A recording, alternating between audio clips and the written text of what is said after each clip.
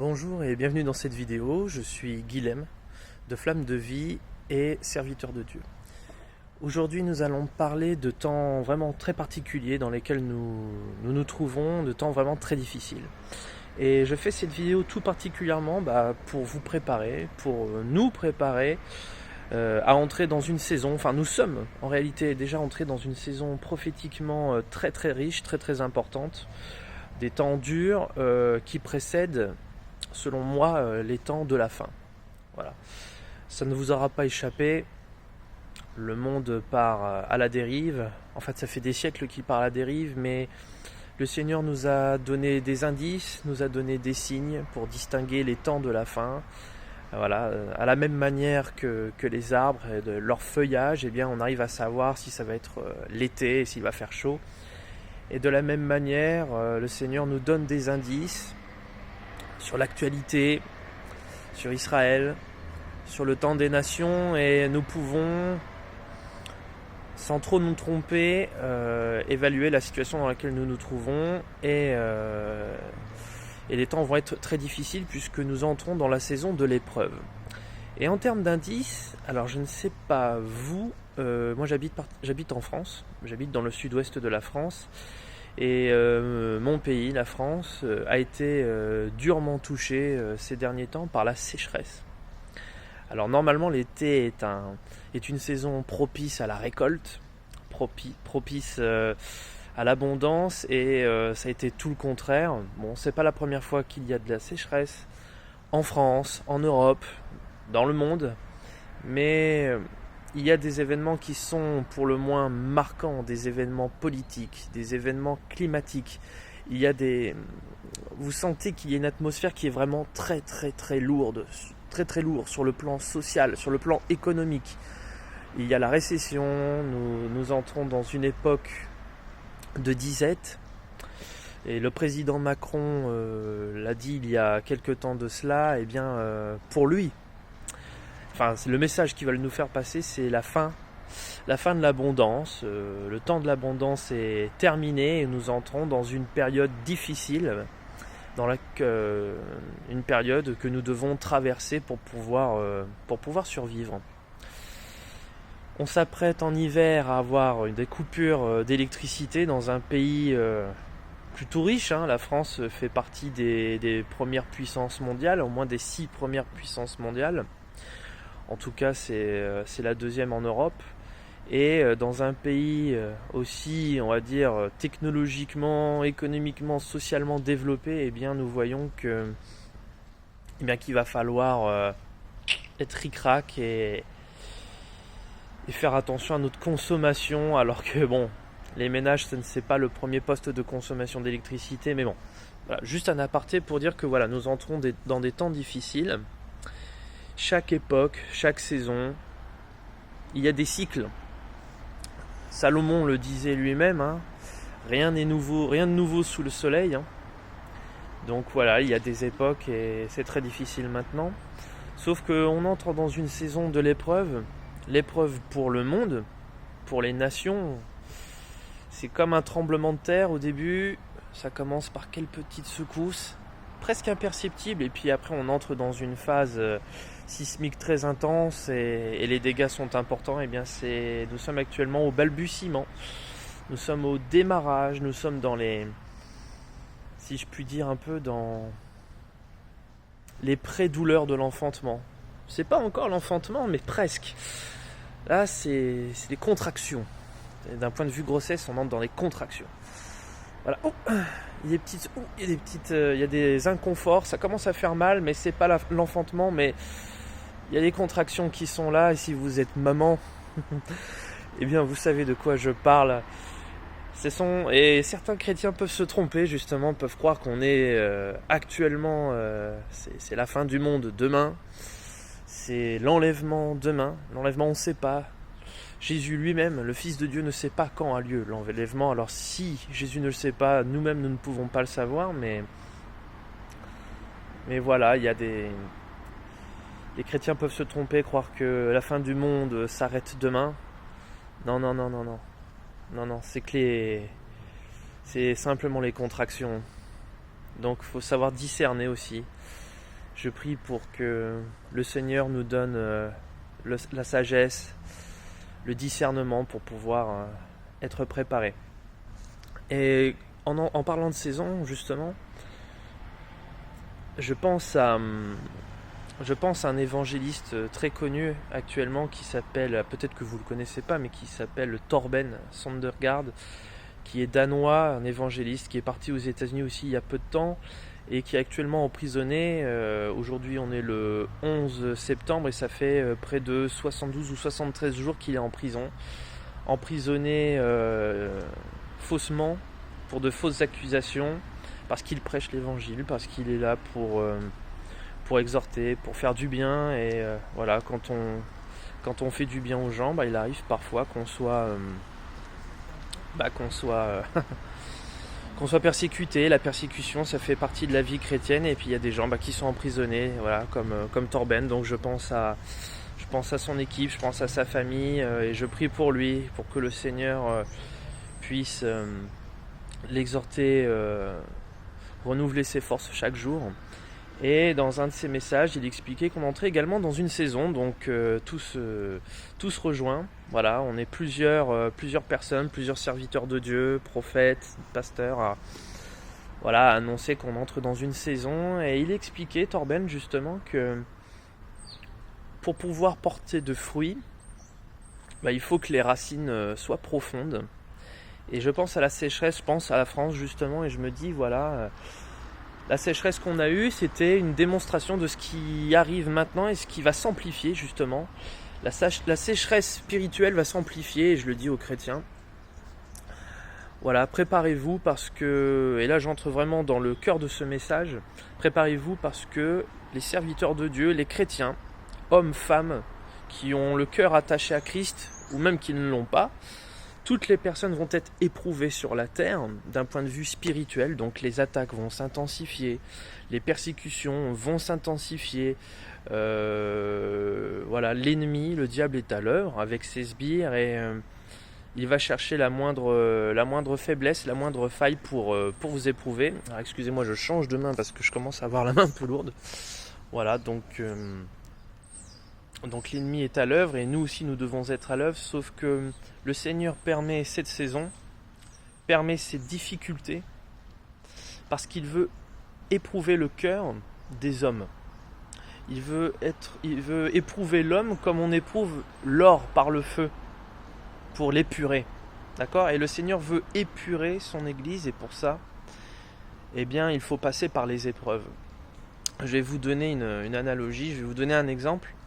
C'est un peu lorsque le Seigneur veut faire des chrétiens d'élite. Et les chrétiens d'élite, pour pouvoir vérifier leur fiabilité, si je puis dire, je sais que c'est un terme un peu trop peut-être humain, peut-être un peu distant, mais pour éprouver le cœur de l'homme, de la femme, le Seigneur doit faire passer les chrétiens par l'épreuve et il veut des chrétiens d'élite. Et ça me fait penser au corps militaire. Si vous avez fait partie de l'armée ou si vous avez tenté de rentrer à l'armée ou vous avez fait partie de forces spéciales, de corps d'élite, vous n'êtes pas censé savoir que pour rentrer, vous devez passer des épreuves.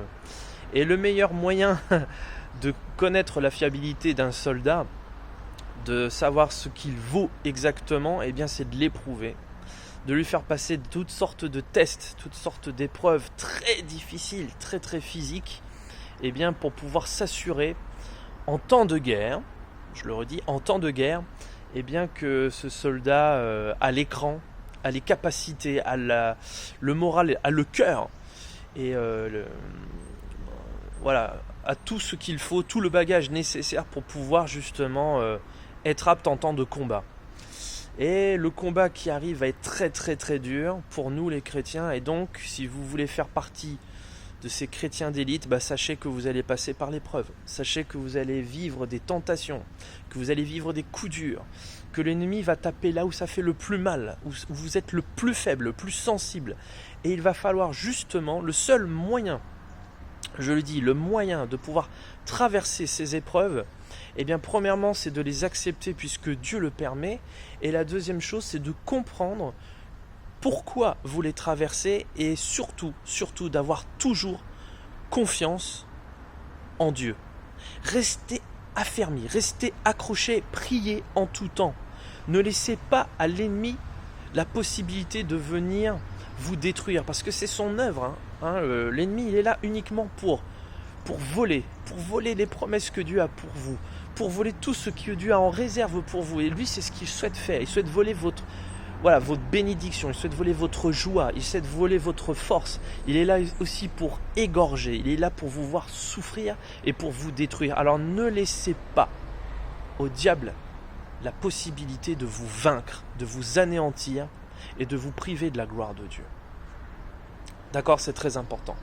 Restez affermis, restez accrochés à Dieu et vous pourrez brillamment traverser les épreuves. Je sais, ce ne sera pas tous les jours facile, ça va être dur. Le but des épreuves, c'est d'être dur. Mais cette période, cette saison dans laquelle nous entrons, cette saison de sécheresse spirituelle, d'épreuves, de tempêtes, est là pour vous affermir et pour que vous puissiez porter du fruit. Et ça me fait penser tout de suite aux arbres fruitiers, aux récoltes. Lorsque les saisons sont bonnes, sont normales et sont bonnes, on a tendance toujours à porter du fruit favorablement. Les circonstances jouent en notre faveur et on est plus enclin à produire des fruits. Je pense aux fruits de l'esprit notamment, la paix, la patience, la persévérance, la maîtrise de soi. Et puis quand vient l'épreuve, quand viennent les difficultés, eh bien vous avez plusieurs types de réactions. Vous allez avoir des gens qui fuient, vous allez avoir des gens qui vont se mettre en colère, qui ne vont pas comprendre, vous allez avoir des gens qui vont se plaindre, et puis vous en avez d'autres qui vont décider, au contraire, qui vont discerner les circonstances, les temps, qui vont discerner l'atmosphère, et puis qui vont décider de faire confiance et d'amplifier, d'accroître leur temps avec Jésus, qui vont permettre d'être plus forts. Le but des épreuves, c'est d'être aussi plus fort.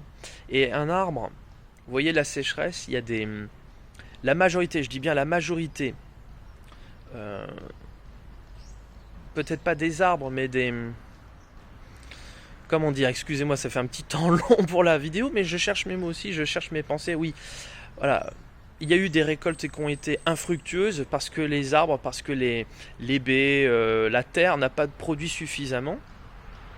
Et je pense par exemple aux fruits qu'on trouve en terre, comme par exemple les concombres, les melons, le blé, le blé, principalement le blé. Eh bien vous avez des récoltes qui sont totalement dévastées à cause de la sécheresse. Mais, étrangement, on voit des producteurs qui ont réussi à avoir des récoltes superbes sans avoir arrosé leurs plants. Je pense à certains plants de tomates et je pense aussi à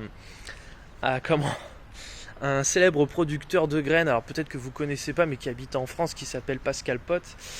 Et lui, sa particularité, c'est de faire pousser des légumes sans eau. Et même en période de sécheresse, eh bien vous avez les plants de tomates, les plants de concombres qui produisent des fruits absolument somptueux. Et vous savez pourquoi ? Malgré la sécheresse, vous savez pourquoi ? Eh bien parce que ces graines, parce que ces fruits ont été habitués à une vie difficile, ont été habitués à des saisons très difficiles et à fonctionner sans eau, à fonctionner des fois avec plein de maladies.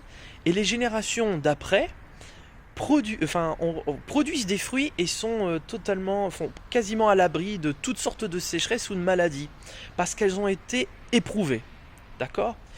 Et vous avez beaucoup d'agriculteurs et de producteurs, je pense en Afrique c'est exactement la même chose. Vous en avez qui n'ont pas utilisé d'eau parce qu'aussi les plants ont mis des racines très très très très profondément dans le sol pour capter justement cette eau. Et donc nous, en tant que chrétiens, on doit faire un peu comme ces plants. Pour produire du fruit, il faut aller creuser profondément dans le sol. Et c'était aussi le message de Torben, justement, l'évangéliste qui est en prison. On entre dans une saison où pour produire du fruit, il va falloir plonger ses racines en Christ encore plus profondément pour pouvoir puiser cette énergie, pour pouvoir puiser toutes ces ressources et produire du fruit. Parce que c'est ce que Dieu nous demande, c'est de produire du fruit. C'est de toujours faire preuve d'amour, d'aimer notre prochain, malgré les difficultés, de continuer à avoir foi, d'avoir confiance en lui, de pouvoir partager la parole de Dieu, de pouvoir guérir les malades, de délivrer, de pouvoir chasser les démons et de permettre à Dieu justement de faire son travail. Nous sommes des outils, nous sommes des intermédiaires et nous devons en ce sens agir. Donc voilà, préparez-vous, vous allez être éprouvés. Si vous le voulez, les choses vont bien se passer, même si ce sera difficile, parce que vous savez pourquoi Dieu est en train d'éprouver les nations, d'épurer son Église pour pouvoir préparer le réveil et la récolte qui arrive. Donc si vous voulez avoir une belle récolte, si vous voulez voir la satisfaction de Dieu et pouvoir vous dire, voilà, Seigneur, je suis le bon serviteur, à qui tu as remis les talents, voilà, je pense à la parabole des talents. Voilà, le Seigneur nous remet des capacités, nous remet des talents. Et le Seigneur, ce qu'il veut voir, c'est la prospérité. Voilà, le Seigneur investit en nous et il aimerait bien récolter grâce à nous. Voilà, nous devons produire de fruits et nous sommes des arbres en quelque sorte pour Dieu.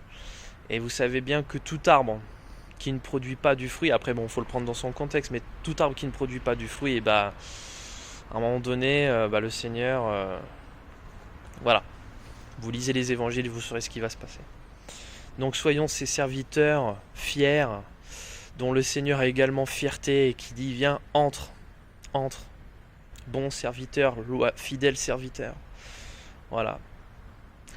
Donc, priez, continuez de lire, de partager la parole, continuez de rester affermis dans le Seigneur, restez forts, et vous verrez que malgré les épreuves, le Seigneur pourvoira toujours. Il distribuera toujours ses bénédictions, toujours parce que vous êtes fidèles, parce que vous êtes loyal, parce que vous avez confiance en lui et parce que vous avez la foi. Sans la foi, il est impossible d'être agréable à Dieu. Alors croyez ce que vous avez reçu. Si vous avez besoin de guérison, si vous vivez des moments particuliers, vous avez des douleurs physiques, vous avez du mal à croire, continuez, je sais que ça peut vous paraître étrange, mais continuez d'avoir foi en Dieu. Ne vous inquiétez pas parce que ça c'est une arme de Satan aussi pour vous voler vos bénédictions, pour voler votre joie.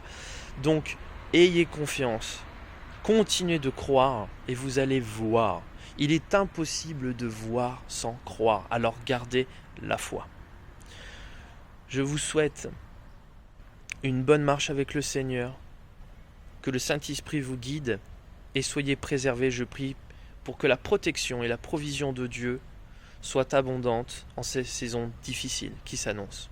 Que le Seigneur vous bénisse. À très bientôt sur Flamme de Vie. C'était Guilhem, serviteur de Dieu. Au revoir, à bientôt.